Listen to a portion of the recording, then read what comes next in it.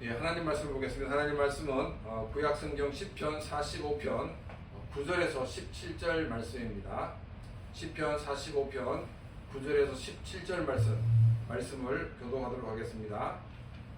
왕이 가까이 하는 여인들 중에는 왕들의 딸이 있으며 왕후는 오빌의 금으로 꾸미고 왕의 오른쪽에 서도다. 기다려 듣고 보고 귀를 기울일지어다. 내 백성과 내 아버지의 집을 잊어버릴지어다. 그리하면 왕이 내 아름다움을 사모할지라. 그는 내 주인이시니 너는 그를 경배할지어다.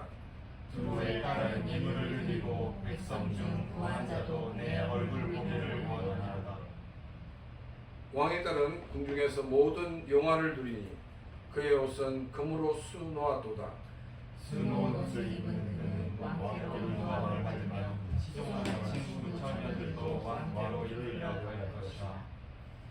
그들은 기쁨과 즐거움으로 인도함을 받고 왕궁에 들어가리로다. 왕의 아들들은 왕의 상을 계승할 것이라. 왕이 그들로 온 세계의 고난을 삼으리로다. 같이 읽겠습니다. 내가 왕의 이름을 만세에 기억하게 하리니 그러므로 만민의 왕을 영원히 찬송하리로다. 아멘.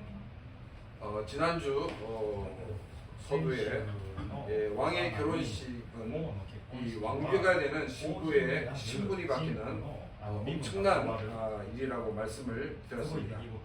또 결혼식의 주인공은 신부가 아니라 신랑과 신부가 주인공이다라고 말씀을 드렸습니다. 그래서 성경은 이 신랑의 영광과 신부의 영광을 소개하고 있습니다. 우리가 지난주에는 이 신랑의 영광에 대해서 살펴보았습니다.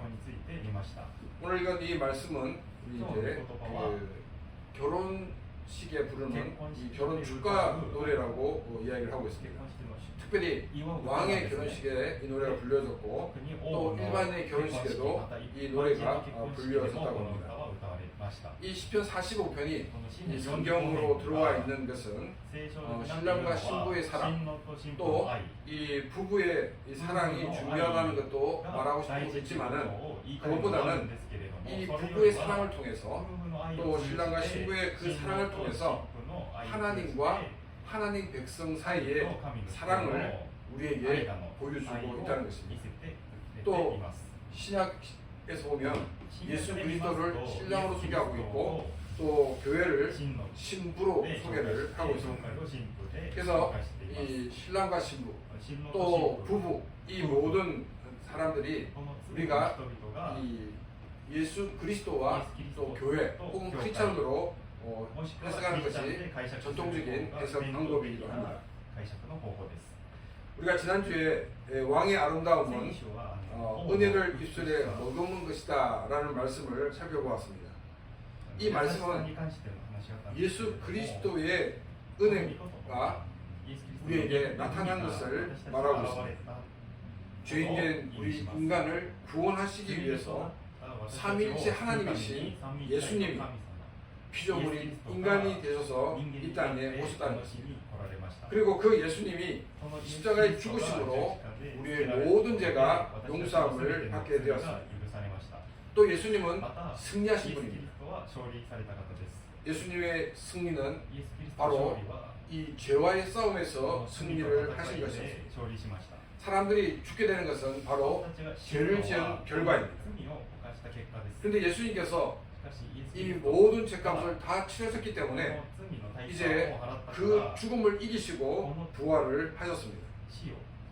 이 예수님의 승리는 예수님만의 승리가 아니라 예수 그리스도를 믿는 모든 사람들이 예수님이 부활하신 이 부활을 받게 되는 것을 우리는 알 수 있습니다. 또 예수님은 진리와 겸손과 공의를 위해 싸우신다라고 말하고 있습니다.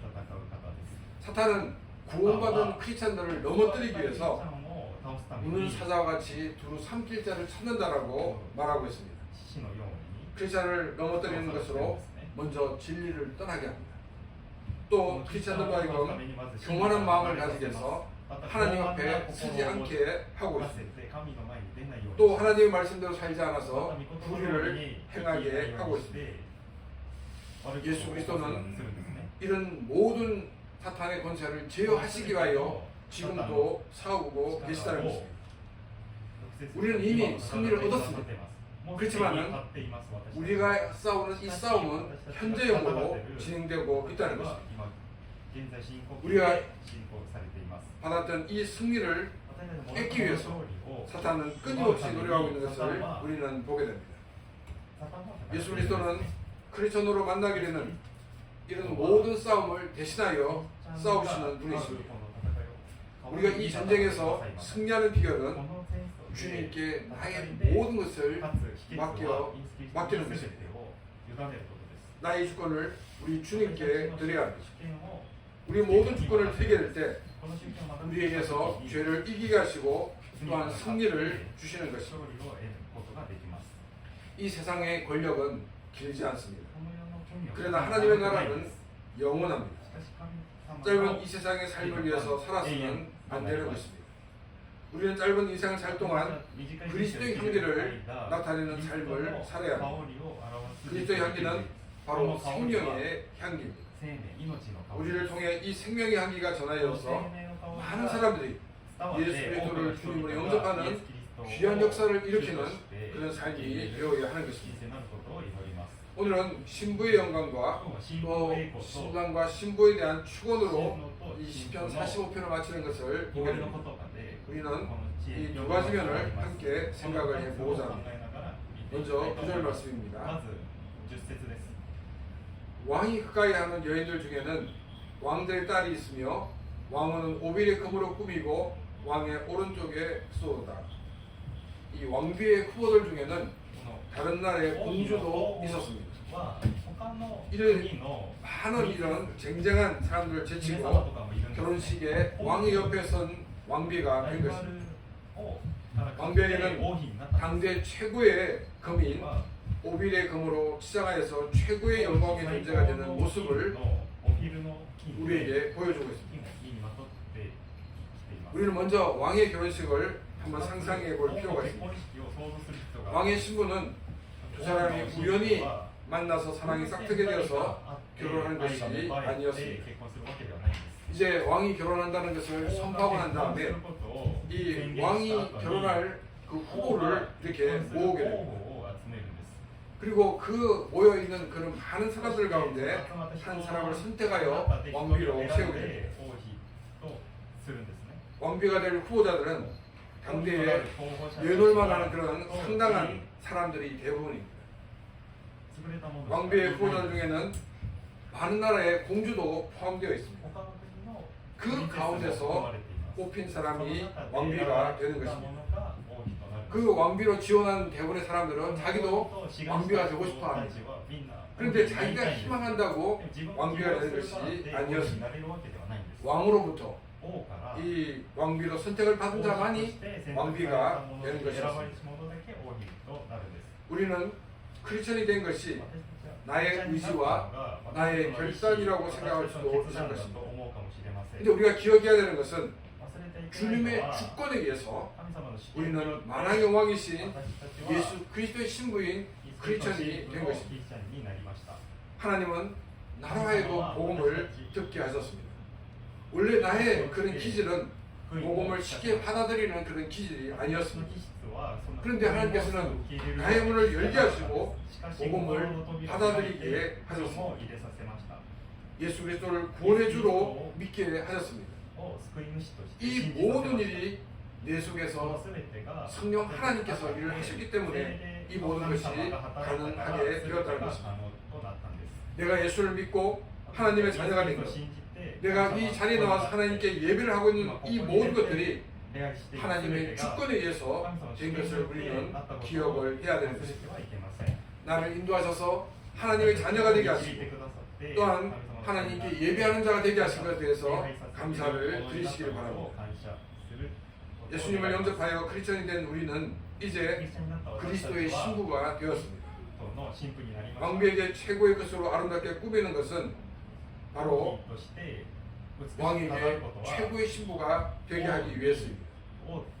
이처럼 하나님께서는 그리스도의 신부된 우리에게 가장 아름다운 크리스천으로 변화시켜 나가시는 것입니다. 우리가 주님 앞에 서게 되었을 때 우리는 오빌의 금으로 꾸며진 그 왕비보다도 더 아름다운 존재로 하나님 옆에 서게 될 것입니다. 10절 말씀입니다. 딸이여 듣고 보고 귀를 기울일지어다. 내 백성과 내 아버지의 집을 잊어버릴지어다. 한 나라의 왕비가 된다는 것은 이제까지 자신이 태어나고 자랐던 나라가 자기의 나라가 아니라 남편의 나라가 자기의 나라가 된다는 것입니다. 이제는 결혼 전에 모든 것을 다 내려놓으라는 것입니다. 이제부터는 남편의 나라를 사랑하고 그 남편의 나라를 위해 생각하고 그 남편의 나라를 위해 살라는 것입니다.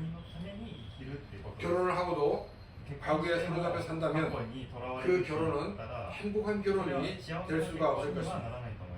예수를 믿고 구원받은 사람들은 죄 가운데 살았던 삶을 그리워한다 그러면 크리스찬으로 산다는 이 자체가 힘들고 어려운 그런 삶이 되고 말 것입니다.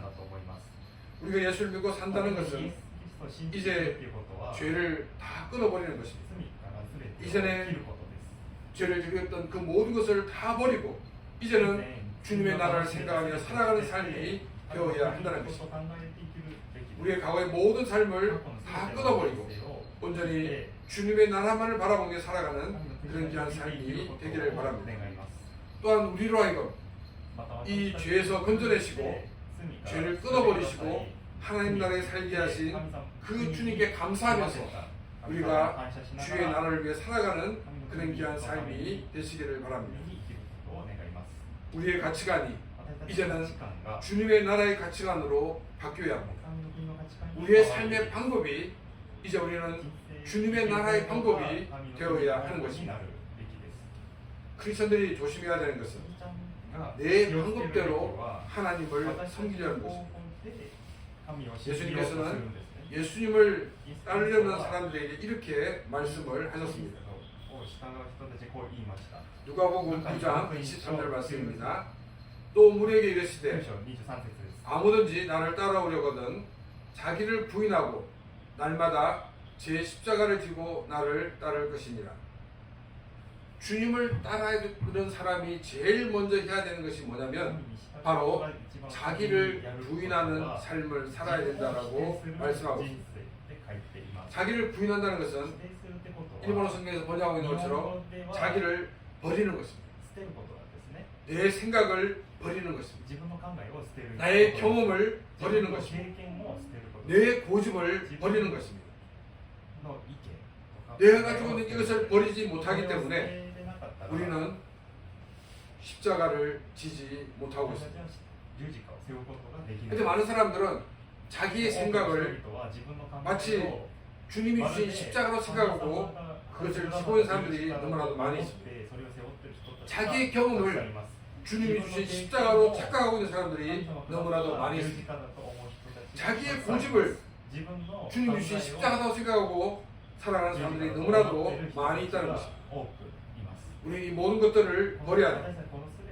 나의 생각을 버려야 되고 나의 경험을 버려야 되고 나의 고집을 우리는 다 버려야 합니다. 나를 버리지 않고서는 우리는 주님이 주신 십자가를 질 수가 없다는 것입니다.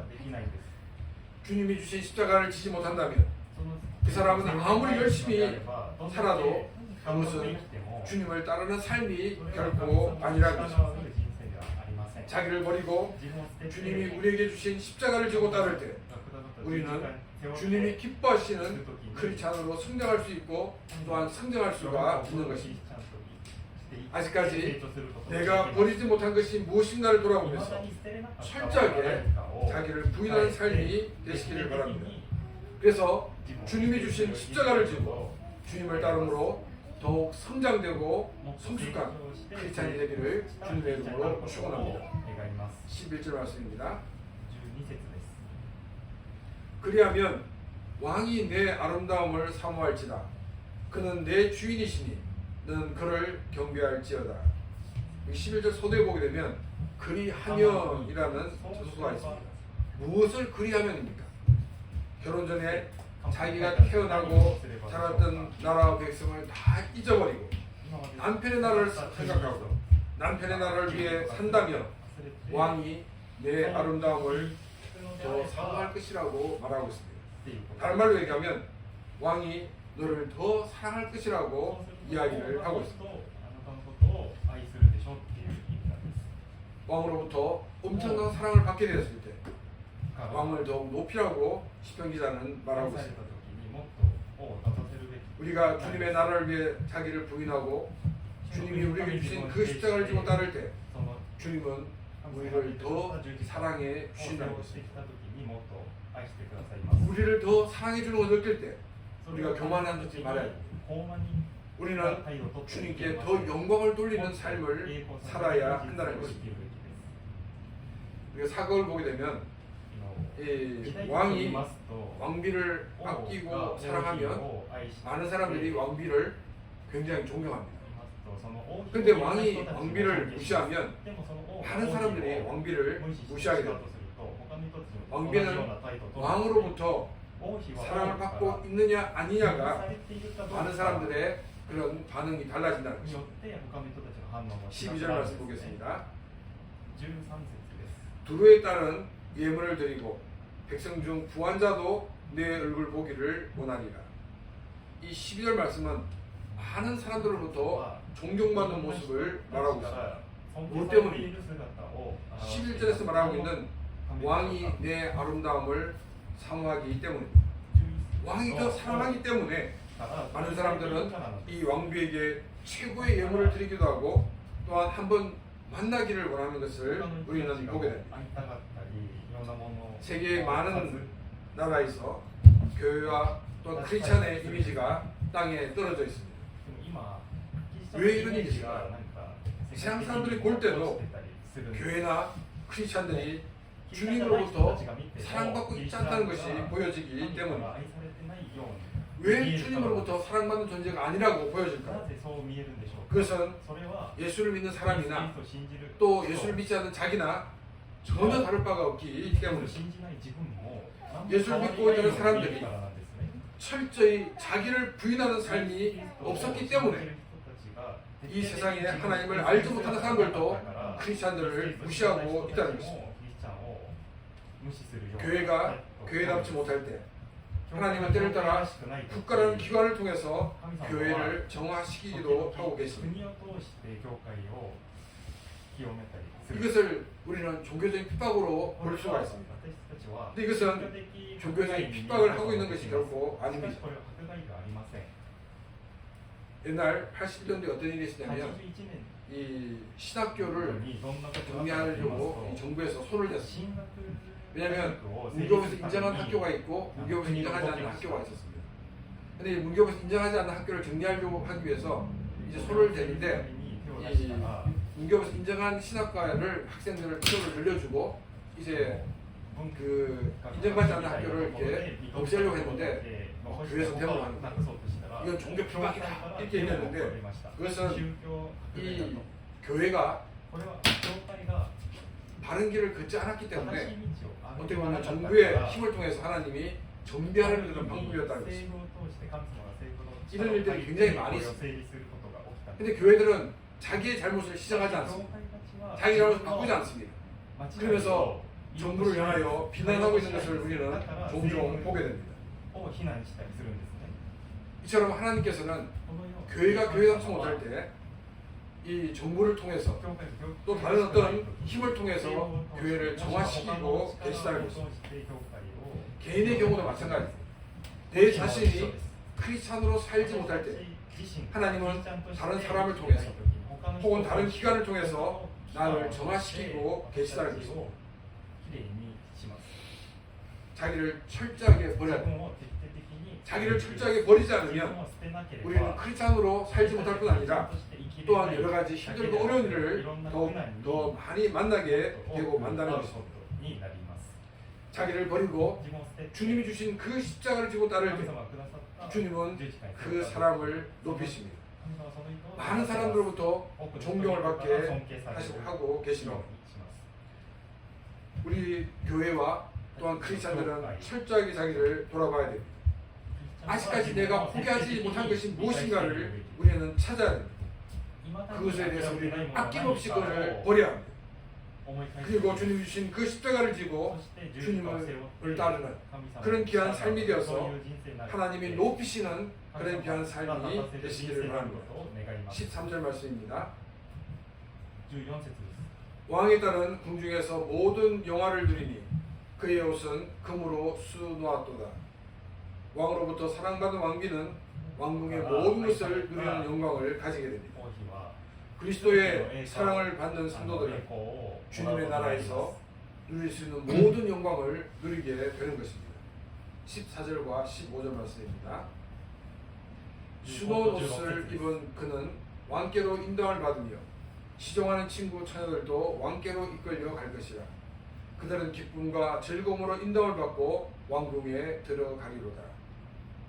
여러분, 우리가 왕궁에 들어간다 그러면 제일 큰 영광이 무엇일까요?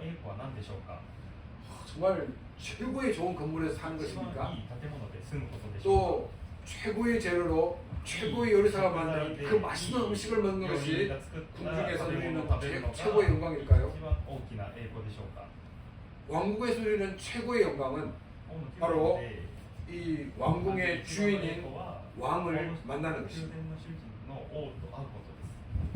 왕궁에서 누리는 이 모든 것들은 바로 왕을 만나기 위한 과정이라는 것입니다. 왕비가 좋은 궁에서 살고 또 좋은 옷을 입고 또 최고의 음식을 먹는 이유는 뭐냐면 왕 앞에 최고의 왕배로 세워지기 위해서입니다. 가장 아름답고 가장 우아한 그런 여인으로 왕을 만나게 되기 위해서입니다. 왕비가 왕을 만나는 영광의 자리에 함께 왕비의 시절도 참여한다라고 말하고 있습니다. 자기를 버리고 하나님이 자기에게 주신 그 십자가를 지고 따르는 사람을 주님은 더욱 사랑하십니다. 또한 많은 영광을 누리게 하십니다. 그 영광 중에는 많은 사람들로부터 존경을 받게 하시는 것도 있습니다. 그러나 무엇보다도 가장 큰 영광은 바로 주님과 동행하는 것입니다. 우리가 주님과 동행하는 삶을 살게 될 때 내가 가지고 있는 이 모든 것들이 함께 주님께 영광을 돌리는 것이 된다는 것입니다. 내가 가지고 있는 이 달란트가 주님의 영광을 위해 사용되게 되는 것입니다. 그러나 우리가 주님과 동행하지 않는 삶을 살게 될 때 내가 가지고 있는 이 달란트는 오히려 하나님의 영광을 가리는 것이 되고 만다는 것입니다. 내가 가지고 있는 이 달란트도 하나님께 영광이 되는 그런 도구가 되기를 원한다고 합니다. 우리는 늘 하나님과 동행하는 삶을 살아야 합니다. 우리가 하나님과 동행함으로 말미암아 늘 주님 앞에 서는 그런 귀한 삶이 되어지고 가장 큰 영광과 가장 큰 축복을 누리는 복된 삶이 되시기를 바랍니다. 우리가 주님과 동행하기 위해서는 우리는 말씀을 읽어야 됩니다. 또한 우리는 기도해야 됩니다.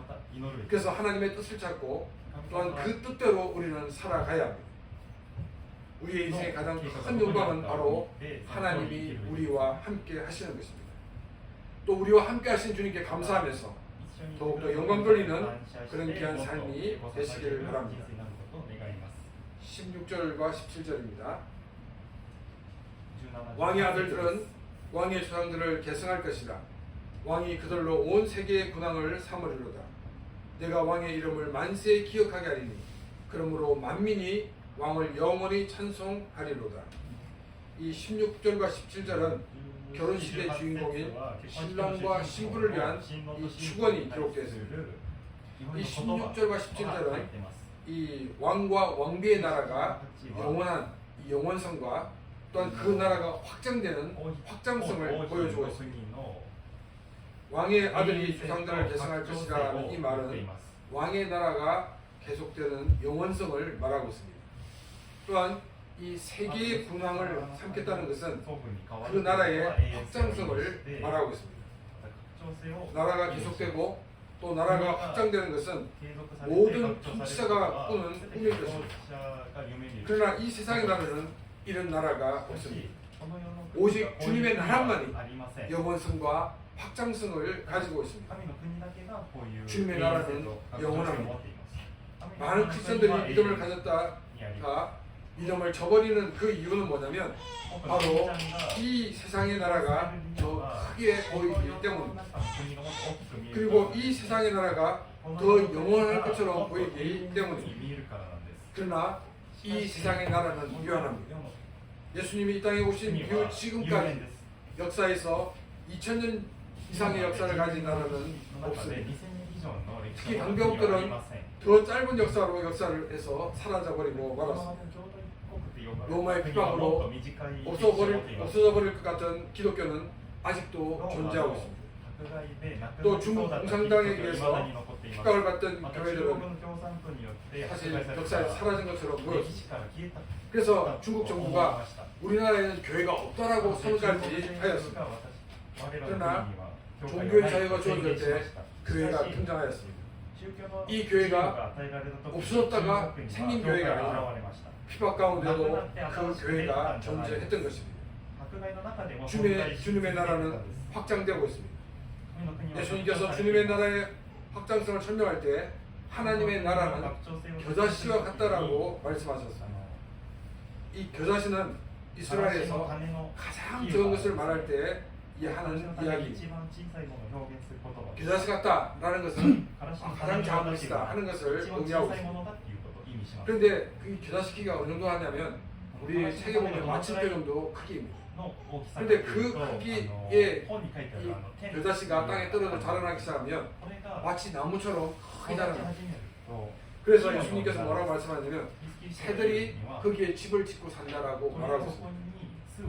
학자들이 하는 얘기는 뭐냐면 말을 타고 사람들이 지나갈 수 있을 정도로 큰 나무처럼 된다라고 말하고 있습니다. 이처럼 하나님 나라는 성장되고 확장된다는 것입니다. 갈릴리에서 시작했던 그 예수의 복음이 예루살렘을 점령하였습니다. 또 예루살렘이 시작한 그 제자들의 그 복음이 로마를 점령하였습니다. 이처럼 복음은 세계로 확장되는 특징이 있습니다. 우리는 바로 이 복음의 거점이 되었습니다. 하나님은 우리를 통해 나를 통해 바로 나를 이 거점으로 이 거점을 중심으로 복음이 더욱더 확장되기를 원하고 계십니다. 이 일을 위해 먼저 주변 사람들을 위해 기도하는 삶이 되시기를 바랍니다. 이분들이 복음을 받아들이고 하나님의 자녀가 될 수 있도록 기도하시기를 바랍니다. 그리고 그들이 또한 하나님의 자녀로 성령할 수 있도록 기도하시기를 바랍니다. 우리가 포기하지 않고 기도할 때 하나님께서는 나를 통해서든지 아니면 다른 사람을 통해서든지 그 사람들과 복음을 듣게 하신다는 것입니다. 그리고 그들을 이 예수 그리스도를 영접하는 그런 귀한 역사를 일으키신다는 것입니다. 우리는 하나님 나라의 확장성을 바라보면서 그들을 위해 기도하는 삶이 되시기를 바랍니다. 또한 그들에게 복음을 전하는 삶이 되시기를 바랍니다. 우리가 교회에 나오게 된 것은 결코 우연이 아닙니다. 나도 알지 못하는 가운데 하나님의 섭리가 있었습니다. 또한 내가 알지 못하는 가운데 하나님은 상황을 그렇게 만들어 가셨습니다. 내가 크리스찬이 되고 내가 또한 하나님께 나와 예배를 드리는 존재가 되고 이것에 감사하는 그런 귀한 삶이 되시기를 바랍니다. 또한 우리를 불러서 하나님의 자녀가 되게 하시고 또한 구원받은 하나님의 사람으로 살게 해주는 데에서 감사하는 그런 귀한 삶이 되시기를 바랍니다. 우리가 과거의 삶을 이제 버리고 온전히 주님의 나라를 위해서 더욱더 주님을 사랑하는 삶이 되시기를 바랍니다. 우리가 주님을 사랑하면 사랑할수록 주님은 우리를 더 사랑하시고 주님은 우리로 하여금 더 많은 사람들로부터 칭찬받고 존경받는 인물이 되게 하십니다. 우리는 이런 존재가 되기 위해서 자기를 버리고 주님이 주신 그 십자가를 지고 따르는 삶이 되어야 됩니다. 이런 삶을 살 때 주님은 우리와 동행해 주십니다. 우리에게 더 큰 영광을 안겨주시는 것입니다. 또한 우리는 하나님 나라의 확장성과 또 영원성을 생각하면서 이제 하나님 나라를 위해 살아가는 삶이 되시기를 바랍니다. 영원한 하나님 나라의 소망을 두고 사는 삶이 되시기를 바랍니다. 또한 우리를 통해서 하나님의 나라가 더욱더 확장되는 그런 귀한 역사를 감당하는 복된 삶이 되시기를 주님의 이름으로 축원합니다. 이 시간 오늘 말씀 생각 같이 기도드리겠습니다.